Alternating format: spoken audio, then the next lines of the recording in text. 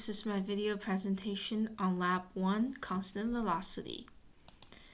Introduction of the lab. The main purpose of this lab is to examine and understand Newton's first and second laws through the observation of graphing and evaluating the constant velocity of a moving object.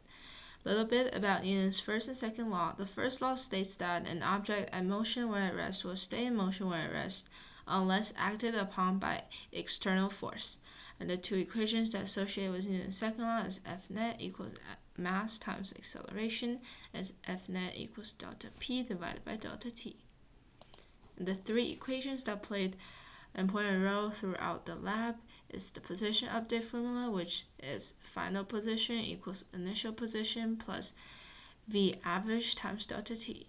And the velocity update formula is final velocity equals initial velocity plus F net divided by mass times delta T, and V average can be stated as delta R divided by delta T.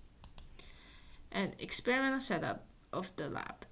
The system is the tennis ball, and the surrounding is everything else, me. And the initial velocity of the ball after being pushed by me is negative 1.203, and after it recovers from the force that's initiated by me, the average velocity of the ball becomes negative 1.047, and both of these data points are obtained from the tracker. And here is a video of the tracker running.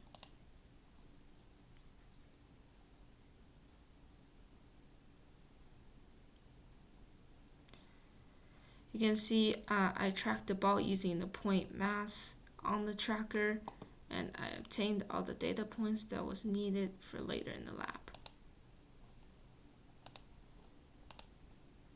And here are snapshots of the graph and the data table that I obtained from the tracker. And here GlowScript is the link to the entire coding.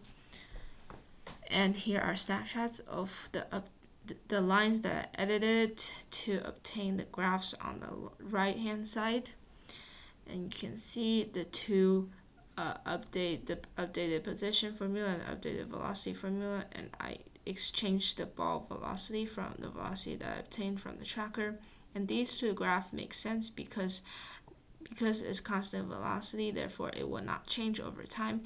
And for the position and time graph, because it's going into the negative x positions, over time it will slowly increase in the positive side, in the negative side. And here is a comparison graph between tracker and computational.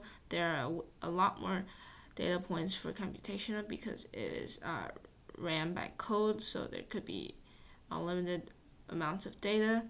And because tracker is tracked by me, there is only a handful of data, but both of these are going in the same direction slope-wise. And what if questions? What if the orientation of the axis were flipped? So instead of going into the negative x direction, it will go to the positive x direction. So our results would essentially remain the same, but it would be positive instead of negative.